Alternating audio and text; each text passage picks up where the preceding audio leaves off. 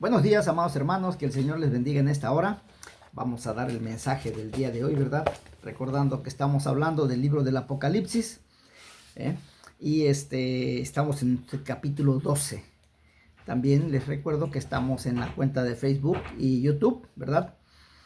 Con el nombre de Juan Carlos Muñoz Rodríguez para que nos busque y invitándolos también para que se inscriban en nuestro canal para que reciban estos mensajes directamente, ¿verdad?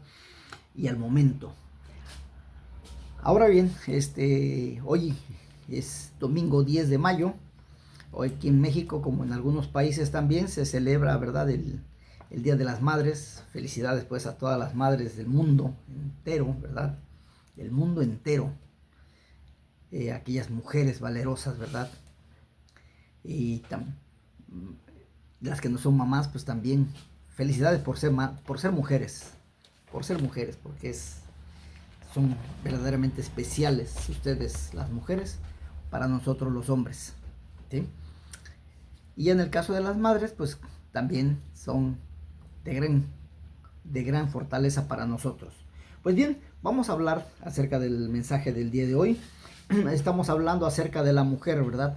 La mujer que menciona, pues ya la determinamos que es la nación de Israel, ¿verdad? Ya vimos que también hay otras mujeres, pero ya también vimos cuáles son sus cualidades y a qué se refiere al respecto a ese tipo de las otras dos mujeres. Una pues es la Babilonia, ¿verdad?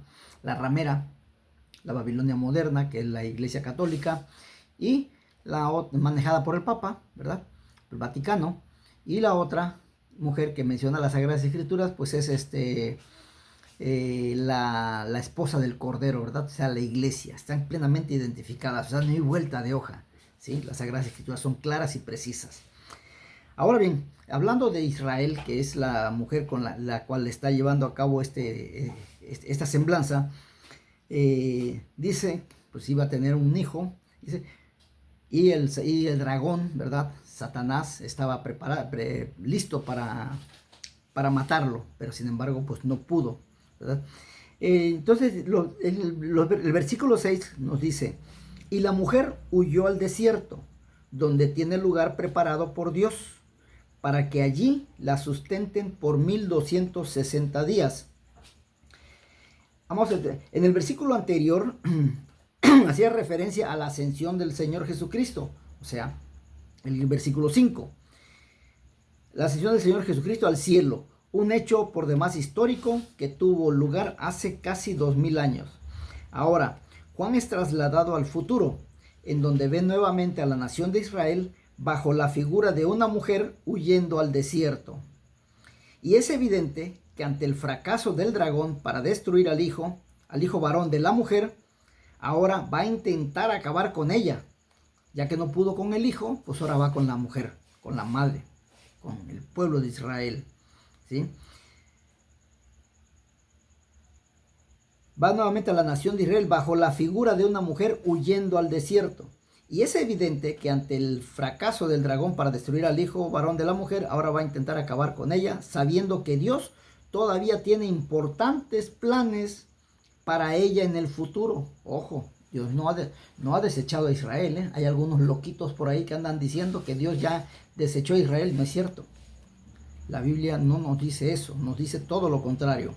Sin embargo, el periodo de tiempo que hay entre la ascensión del Señor y los hechos a los que se refiere este versículo se relacionan estrechamente con el intervalo entre las semanas 69 y 70, de las que habló el profeta Daniel cuando anunció el futuro del pueblo de Israel en Daniel capítulo 9, versículos 20 al 27. Fíjense, desde hace 2004, casi 2400 años, 2500 años, 450 años más o menos, 2450 años, Daniel ya había visto esta escena.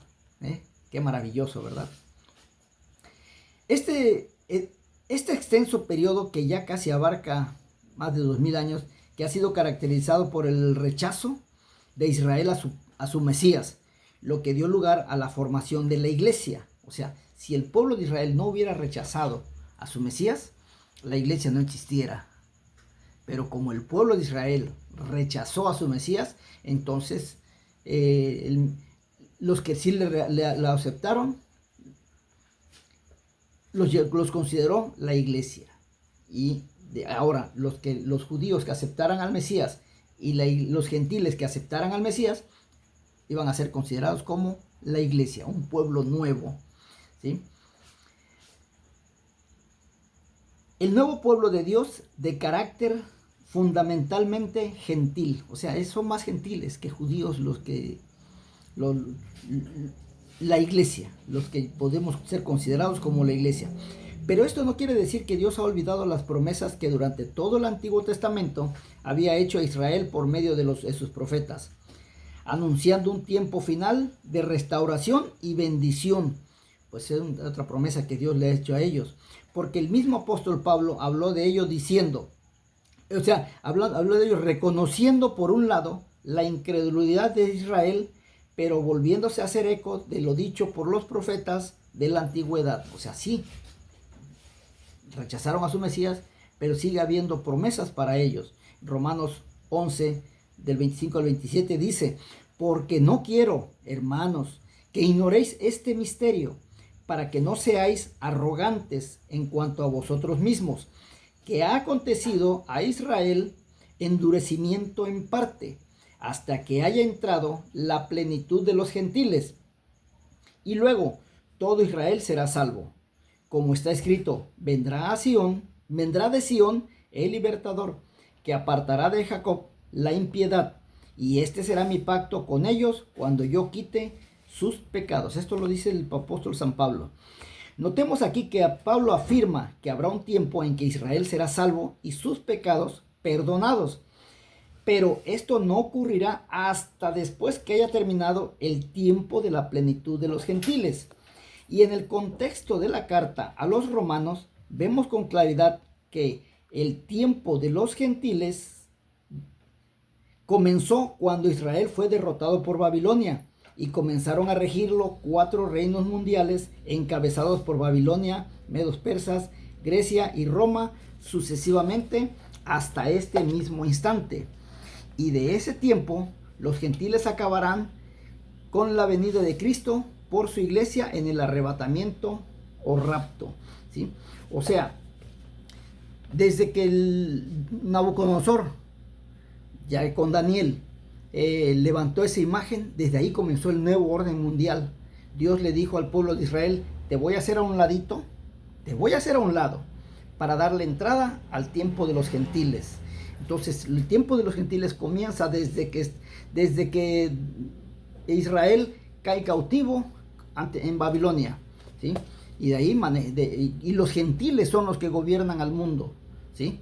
Manejados por Babilonia, los medos y los persas, Grecia y Roma hasta este mismo momento. Y este tiempo de los gentiles, dice, acabará con la venida de Cristo por su iglesia en el arrebatamiento o rapto. Mucha atención con lo que viene. Pero pasado el arrebatamiento de la iglesia, ya con el hombre de pecado, el llamado comúnmente el anticristo, que gobernará al mundo entero por 3 años y medio, allí se llevará a cabo el tiempo de la plenitud de los gentiles. O sea, la plenitud, ya no nada más el tiempo de los gentiles, sino la plenitud. Ahorita vamos a ver la diferencia. Pero, ¿cuál es la diferencia entre el tiempo de los gentiles y la plenitud de los gentiles? Bueno, vamos a dividirlo en 2 partes y quiero ser claro y preciso. Cualquier duda me lo pueden comentar y la analizamos bajo la inspiración del Espíritu Santo por medio de la Biblia, ¿verdad? Ok.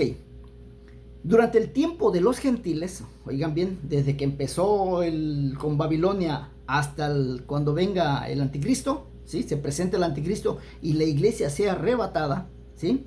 El Espíritu Santo de Dios estaba en medio del mundo, habitado como soporte del creyente de Dios. Acuérdense que nuestro Señor Jesucristo dijo, es necesario que yo me vaya para que venga el Consolador. Él es el que los va a guiar, ¿sí? Él es el que lo va a guiar. O sea, ¿a quién va a guiar el Espíritu Santo? A la iglesia, ¿sí? Y cuando la iglesia sea arrebatada, también se va el Espíritu Santo, ¿eh? Quiero que quede bien claro, porque hay loquitos por ahí que les van a estar diciendo tontería y media y los van a confundir. La Biblia nos dice claramente esto. Ahora, dice Juan 16:7, dice: os conviene que yo me vaya, porque si no me fuera, el Consolador no vendría a vosotros, mas si me fuere, os lo enviaré. Ahora, eso es para el tiempo de los gentiles, ¿sí? Hasta cuando se presente el anticristo y la iglesia sea arrebatada. Pero ya durante el tiempo de la plenitud de los gentiles, ya la otra parte, ojo, el Espíritu Santo de Dios ya no estará sobre este mundo, porque se habrá ido junto con la iglesia que Cristo se llevó en el arrebatamiento, ¿sí? O sea, Jesucristo mandó el Espíritu Santo para que guiara a la iglesia. Una vez que la iglesia ha sido arrebatada, no tiene caso que el Espíritu Santo se quede en la tierra. Se va junto con la iglesia. Que quede muy claro, porque hay incluso teólogos y escatólogos y no sé qué, ginecólogos y cuánta porquería más, salmólogos, ¿sí? Diciendo incoherencias. Las Sagradas Escrituras es esto lo que nos revela, ¿sí? Segunda de Tesalonicenses capítulo 2 versículos 7 y 8 dicen: porque ya está en acción el misterio de la iniquidad, solo que hay quien al presente lo detiene, hasta que él a su vez sea quitado de en medio. Y entonces se manifestará aquel inicuo, a quien el Señor matará con el espíritu de su boca y destruirá con el resplandor de su venida. Entonces, está más que claro, mientras la iglesia está aquí, el Espíritu Santo va a estar aquí. ¿Cuándo comenzó? Pero dice aquí Pablo, el espíritu de iniquidad ya está sobre la tierra. ¿Cuándo empezó a funcionar este espíritu de iniquidad del anticristo? Desde que Nabucodonosor levantó aquella imagen y comenzaron los 4 reinos mundiales. Desde allí el espíritu de iniquidad ya se hizo presente. Por eso Pablo, a la vuelta de 430, 450 años después, cuando ya estaba, después de que Cristo ascendió al cielo, es cuando Pablo hace este comentario, ¿sí? O sea, el pueblo de Israel no era el pueblo poderoso de Dios, no, ya era un pueblo que Dios lo puso a un ladito para darle paso a los gobiernos gentiles, ¿sí? Entonces, pongan mucha atención y lean las Sagradas Escrituras, Ok, y entonces los que se habrán quedado por su propia sangre serán salvos, ya que al negarse a ponerse la marca de la bestia, el 666, serán perseguidos. Y si persisten en su negativa, serán decapitados por el testimonio de Cristo, y ellos serán salidos de la gran tribulación. ¿Quiénes son estos que van a salir de la gran tribulación? Aquellos que estuvieron con la iglesia, pero no fueron parte de la iglesia, porque la iglesia se fue. Y ellos, por estar haciendo sus cositas que se entregaban y no se entregaban, el Señor vino, escogió su iglesia y se fue. Y ellos que se quedaron, pues si quieren ser salvos, entonces será a consta de su propia sangre. Así nos lo revela las Sagradas Escrituras. En Apocalipsis capítulo 20, versículo 4. Y vi las almas de los decapitados por causa del testimonio de Jesús y por la palabra de Dios, o sea, van a ser decapitados, los que no habían adorado a la bestia ni a su imagen y que no recibieron la marca en sus frentes ni en sus manos, y entonces ya con este castigo, ¿verdad?, vivieron y reinaron con Cristo 1000 años. Pero después de esto, el arrebatamiento y la gran tribulación, ojo, después del arrebatamiento y la gran tribulación, Israel volverá a tomar el protagonismo universal nuevamente en los planes de Dios, coincidiendo con el regreso a Sión del libertador, quien perdonará sus pecados. Y claro está que este no puede ser otro que el Señor Jesucristo. Por lo tanto, es a este periodo final de la historia el que se refiere aquí el autor del Apocalipsis. Ahora bien, el profeta Daniel anunció que esa última semana de años, es decir, los últimos 7 años, serían divididos en dos periodos de 3 años y medio cada uno, o lo que es mismo 1260 días o 42 meses, contando meses de 30 días.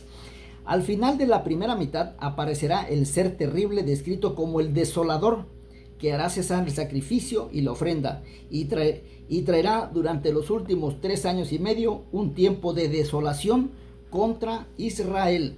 Nos lo dice Daniel capítulo 9, versículo 27. En Apocalipsis capítulo 11, versículo 1 al 3, ya ha hecho referencia anteriormente a un periodo de 3 años y medio.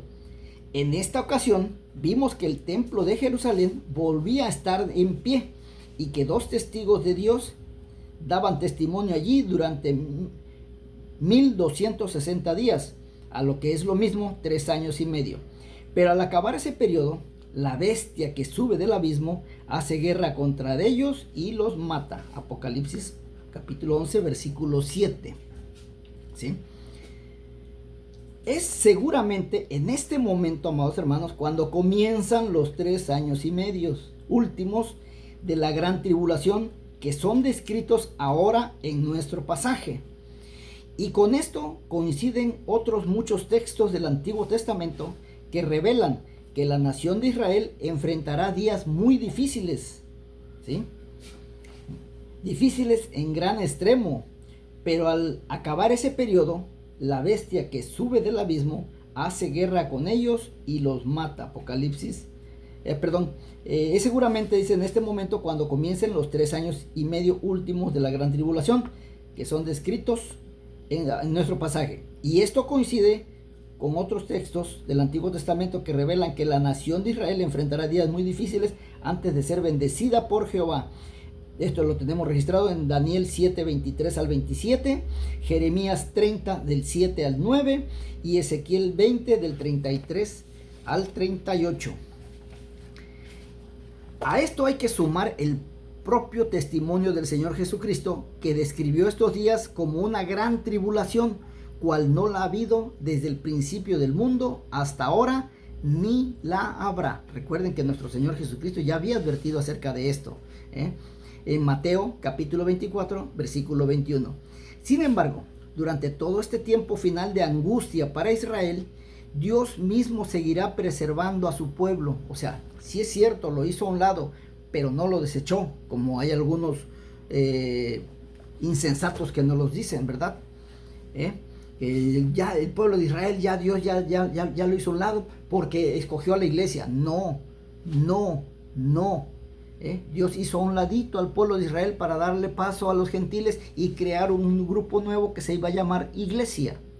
Pero una vez que esta iglesia cumpla su acometido, cumpla su tiempo y sea arrebatada al cielo, entonces volverá Dios a tomar nuevamente a los judíos, ¿sí?, al pueblo de Israel, para hacerlo una nación fuerte y poderosa, aunque sus inconvenientes va a tener, como lo vamos a ver más adelantito.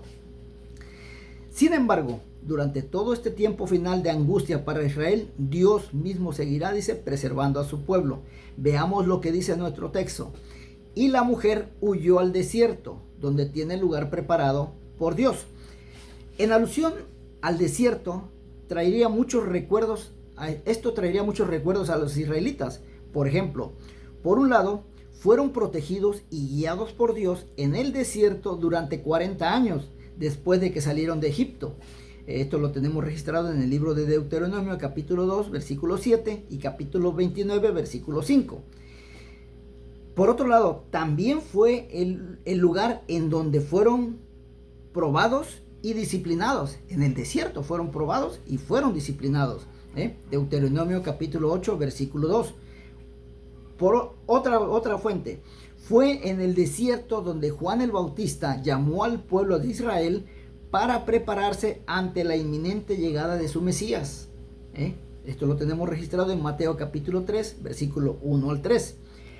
Pero pensando en el futuro, ¿sí?, ya prácticamente para estos futuros tiempos, ¿sí?, ya muy próximos, el desierto sería el lugar en donde Dios les hablaría al corazón y ellos se volverían a Él. Esto lo tenemos registrado en el libro de Oseas, capítulo 2, versículo 14 al 20. ¿Sí? Entonces vemos que la resplandeciente mujer, o sea, el pueblo de Israel, que había aparecido en el cielo, se convierte ahora en una pobre mujer perseguida que huye al desierto. Y este cambio tan radical se debe a su incredulidad por no querer aceptar a su Mesías, ¿sí? Pero Dios nunca la abandona. sino que la mantiene como nación en realidad fuera de lo común. Y la disciplina sobre ella es la esperanza de que vuelva otra vez a sus caminos, algo que finalmente ocurrirá cuando regrese el Señor en forma por demás gloriosa. Cuando Él se presente ante ellos y que todo ojo lo verá, les mostrará sus manos con los clavos, con la marca de los clavos, su costado, ¿verdad? Con la lanza que le metieron los romanos, y con sus pies clavados. Y entonces Israel dirá: nos equivocamos, perdónanos, pero será un perdón genuino, tan genuino que Dios los va a perdonar de todas sus atrocidades, como nos pasa ahorita. Si nosotros nos acercamos a Dios sin un corazón genuino, sin un corazón arrepentido, el Señor no puede hacer nada. Y aunque nosotros digamos que somos de Cristo, que somos de Dios, que estamos viviendo bajo la gracia, si no tenemos un corazón plenamente arrepentido, no somos nada. Somos parte del sistema satánico. Así que no crean que nada más es decir, vivo bajo la gracia. No. La gracia hay que practicarla, porque la gracia es la sangre que derramó nuestro Señor Jesucristo para la limpieza de todos nuestros pecados, ¿sí? Y ya no volver a ellos, es desecharlos, tirarlos al bote de la basura y no volver a tomarlos. Pero espero haber sido claro con esto. Se los estoy explicando con palitos y manzanas para que lo entiendan completamente, y aquellos charlatanes que las Sagradas Escrituras nos dijeron, nos los anticipó nuestro Señor Jesucristo, vendrán lobos vestidos de ovejas, ¿sí? Son hombres, por ejemplo, ya hablamos de ellos, como Cash Luna, Guillermo Maldonado, Dante Hebel, Juan Carlos Harrigan, Alducín, ¿verdad? Traen la palabra de Satanás, ¿sí? Por medio de la Biblia. O sea, escuchen bien lo que les estoy diciendo. Traen la palabra de Satanás, ¿sí? Por medio de la Biblia. O sea, nos mienten como lobos rapaces, ¿sí? Porque solamente ven por sus propios intereses, no importando que ustedes se salven. Si ustedes se salvan, para ellos es bien, y si no se salvan, también. A final de cuentas, ellos también están totalmente perdidos. Soy Juan Carlos Muñoz. Mañana hablamos del versículo 7. Que Dios les bendiga. Hasta mañana.